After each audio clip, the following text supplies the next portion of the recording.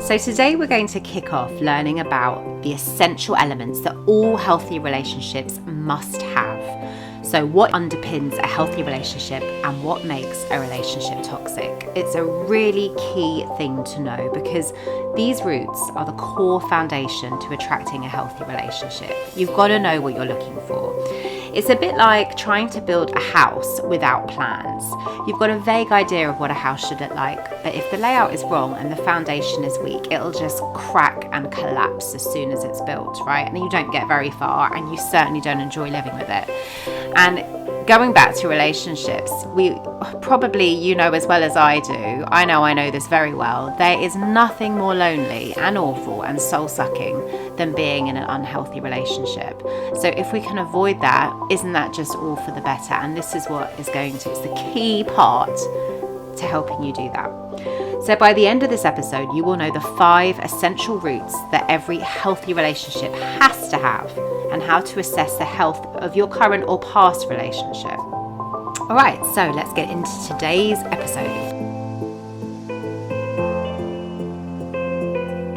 Have past love relationships brought you anxiety and stress?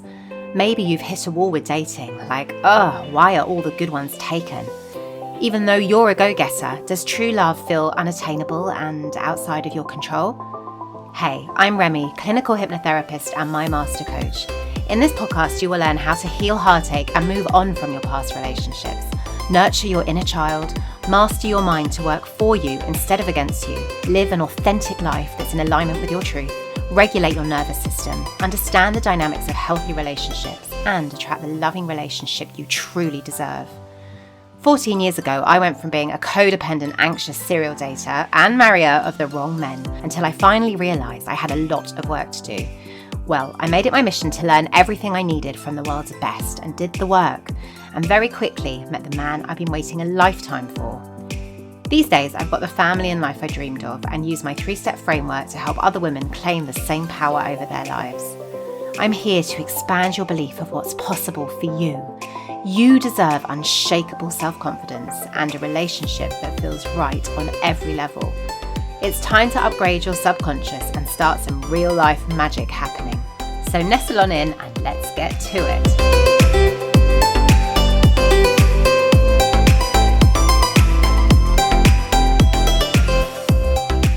So look, there are far too many toxic relationships going on, and most are preventable, if not all of them really. And what does it lead to? Heartbreak, depression, loneliness, a really bad vibe about love, like a bad taste in your mouth about relationships that sometimes just causes people to just completely shut the doors. And I think a lot of the times people come to the conclusion that, and this might have crossed your mind as well, that it's just easy to be single. I've heard that a lot. It's just easy to be single. I just not even going to bother with this anymore. Love isn't for me. It's too hard. It hurts too much. I don't know what I'm doing wrong. It's frustrating. There's only dickheads out there. All the things. And I think this one step is probably the most helpful thing, one of the most helpful things that helped me to really fine tune, and I see it help a lot of my clients as well, to really, number one, assess the health of their current relationship. Number two, understand where they went wrong with their past relationships and see where the cracks were. And then number 3, know how to go ahead into the future and attract a better relationship and start off on the right foot so that it ends up growing into what you want it to be rather than more of the same toxic feeling rubbish. And another benefit of knowing these root essential elements is that it really helps to fine tune the kind of person that you're attracted to. And very quickly your brain starts dismissing partners that just don't quite meet the criteria. You get a sense pretty early on whether or not they're going to fulfill these 5 roots and give you what's in alignment with your highest and best wishes for yourself when it comes to these roots. So you find that you are actually not attracted to people who don't possess these qualities. And that really helps you to spot red flags very early on and to really stay away from the person who's going to end up causing you a lot of stress because it's not truly what you want. I know that personally, I used to find a guy who I thought was attractive and then get completely caught up with getting them to like me back. And looking back, I really barely knew them at the time. And I dismissed every red flag that came up, thinking that they would somehow magically change for me. Like some fairy tale thinking that I might be the key, this might just be the right relationship that unlocks their true loving self. Which of course is just wishful thinking and never happened. Do you feel me? Does this ring a bell for you as well? I know I'm not the only one. So when I think about it, the only real model of a healthy relationship that I had was my grandparents. Everyone else was telling me how hard love was and how scarce it was. Everyone, my mum, and even on television, Sex and the City, Dawson's Creek. Remember how dramatic that was? Mariah Carey love songs, super hard. Whitney Houston, Britney Spears, how toxic her songs were. I mean, Hit Me Baby One More Time, don't even get me started. But you know what I mean? It was really pushed into me, and I'm really showing my age here, and that is completely fine. But it really just instilled everywhere. I was hearing how hard love was, and I didn't even know really what I was looking for. Thinking about it now, I had a really low bar. It was like I really had to fancy them. They had to fancy me back. They ideally introduced me to their friends, maybe to their family, at least a brother or sister or something, if not the parents. And then, I guess, be happy to be seen in public with me. Ideally, plan a date or two. You know, it was ridiculously low and I really deserve more. And because of these low, non-existent boundaries and expectations, I just really ended up barking up some wrong trees. I even dated one guy for 3 months who didn't even give me his real name. And the worst thing was all his friends were in on it. I just called him the wrong name all the time. I called him the name that he told me. Anyway, when I found out, obviously I dumped him, but I should have done it much sooner because looking at it, there were so many red flags. He used to be really unreliable with calls and arrangements and everything just smelt really fishy, you know? Anyway, I wish I'd known all this back then because once I had worked it out, it literally transformed my love life for the better. So, what are these 5 essential roots that you need to know? What is she banging on about? Well, I'll tell you now. 1, trust. 2, respect. 3, congruent values and beliefs. 4, friendship. And 5, last but definitely not least, attraction. Okay, so let's take a deeper look into them. Let's start with trust. So this gives you the safety to thrive and grow in the relationship. And it's essential to establish before you can healthily show vulnerability. Very important. Any issues that develop around trust, anything that starts to really break your trust, even a little bit, really needs to be nipped in the bud and addressed with emotional regulation. That's the key. So you need to speak to your partner with emotional regulation and ask them from a place of love. Not that you necessarily love them yet, but I mean from a place of being regulated, not from a place of fury or anger, from a calm place, what is going on, and try and sort out, hey, this happened and it made me feel blah. That's a good way to start. All right. And if trust is broken early on, it's a huge red flag. Now, sometimes when we're not sure about what we deserve or what's available for us, we can have thoughts that really minimize the importance of any incidents. I know that I have definitely in the past found myself thinking, making up excuses for the other person. Oh, maybe it's because of this or that. Oh, giving them too much benefit of the doubt, right? Which is okay. Let them tell you their excuse and then you can assess it and see whether or not it is valid or not, okay? And the other thing is, if it happens once, okay, that's fair enough. If it happens again, really pay attention to it. The other thing that can happen is that you might have some whispers in your own mind questioning how much you deserve.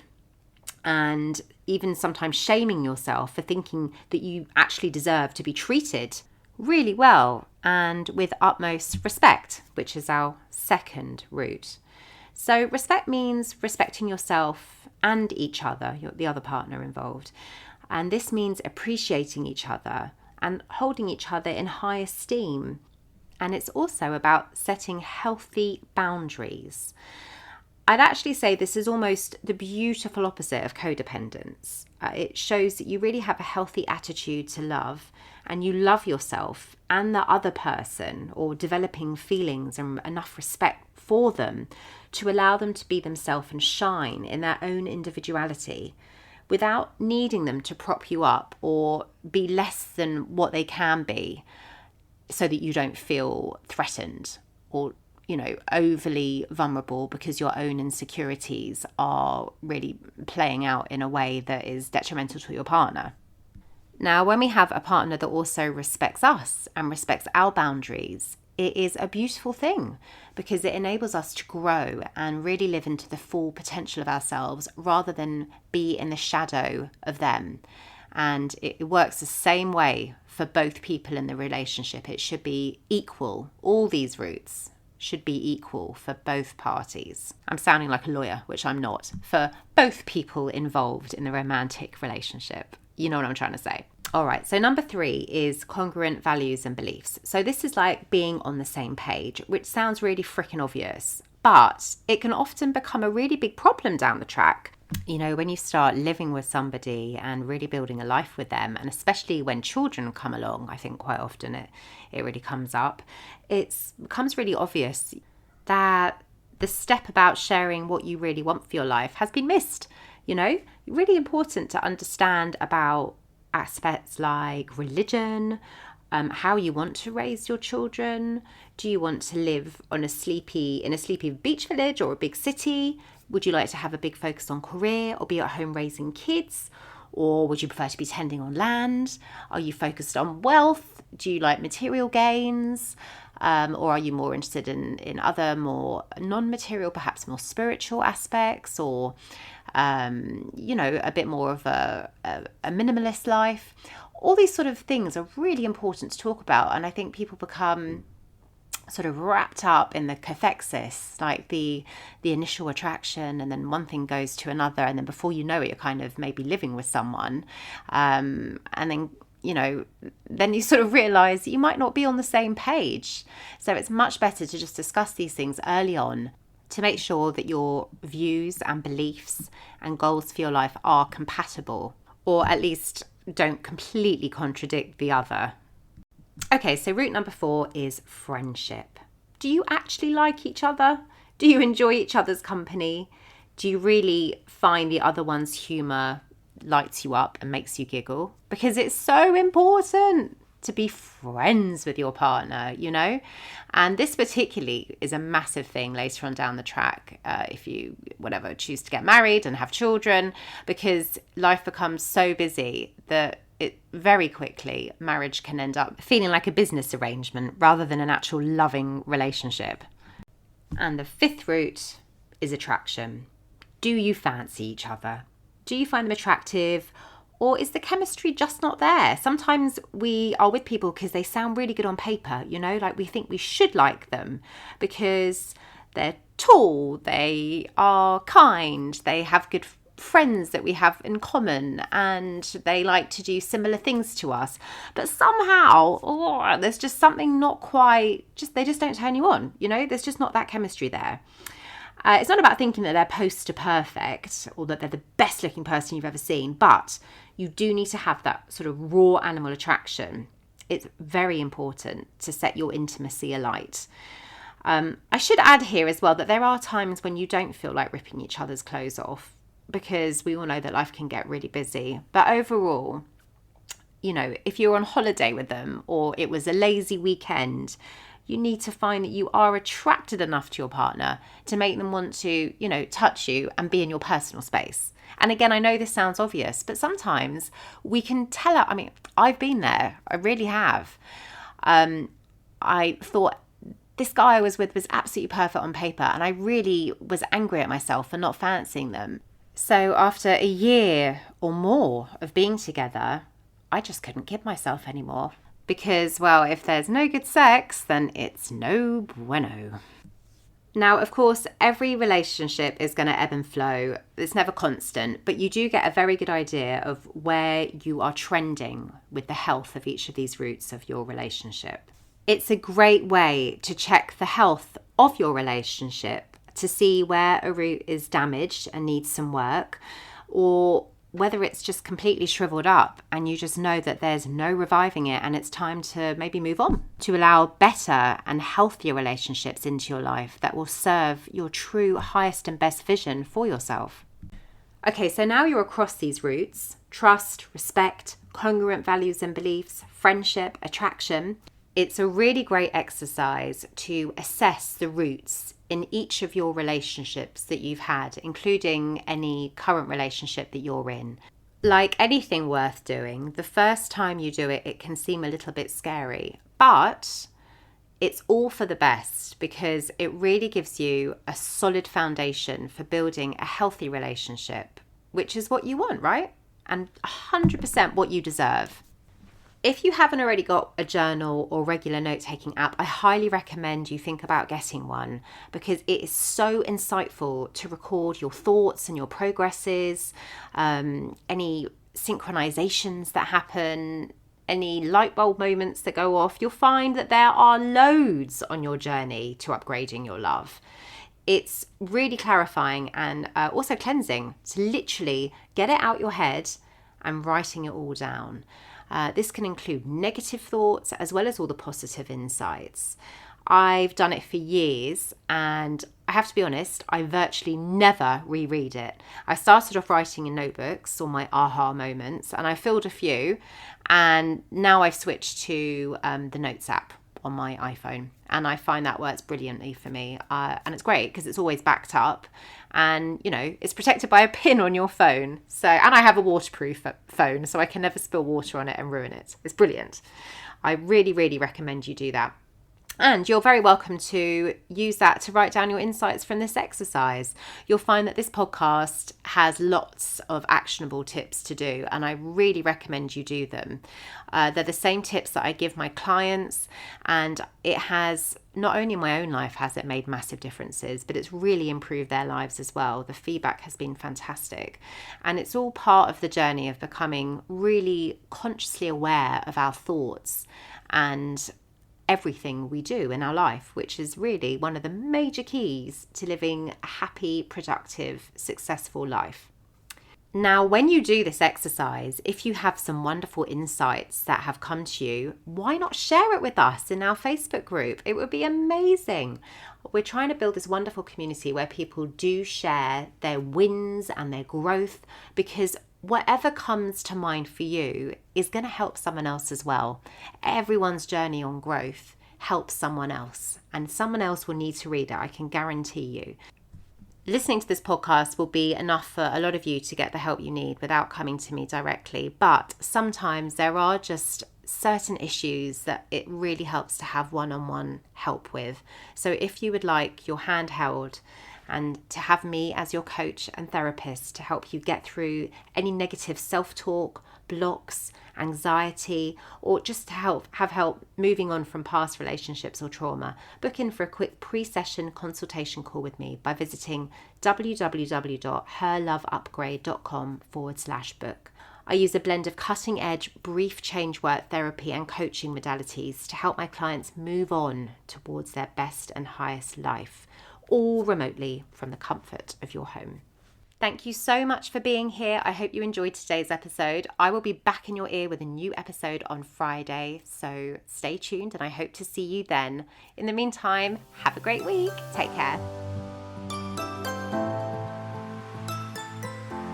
You should be so proud of this courageous, incredible journey you are on, and I'm so happy to be here supporting you to say goodbye to toxic relationships and claim the wonderful life and love you truly deserve. If you have a friend who you think needs to hear today's episode too, why not spread the love and share it with them? Sending you so much love in abundance. Until next time.